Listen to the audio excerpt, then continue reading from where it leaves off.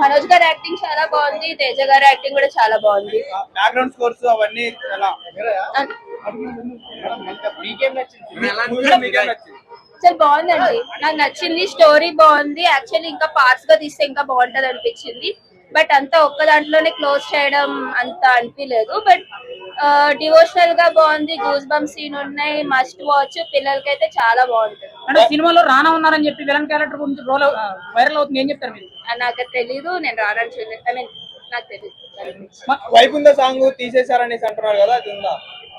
వైబుల్ని song అయితే ఇప్పుడైతే play చేయలేదు యాక్చువల్లీ. అండ్ అది ప్లే చేసిన లైక్ ఇది కొంచెం డివోషనల్ గా అలా వెళ్తుంది కదా, so I think it will break that vibe and all. Animation అదంతా చెడగొట్టేశారు, చాలా గలీజ్ గా తీశారనేసి అంటున్నారు. అలా ఏం లేదు, ఫైటింగ్ సీక్వెన్సెస్ లో యానిమేషన్ నచ్చింది నాకు చాలా. కొన్ని సీన్స్ లో ఇంకొంచెం ఇంప్రూవ్ చేయొచ్చు అనిపించింది. బట్ బడ్జెట్ లో వాళ్ళు ఎంత తీస్తే అంత. బట్ మోస్ట్ ఇంపార్టెంట్ స్టోరీ చాలా బాగుంది. అండ్ మన ఇతిహాసాలు అవన్నీ గుర్తు చేయడం చాలా బాగుంది. And I think it should be అండి, I think it should be. Manoj comeback movie అనుకోవచ్చా?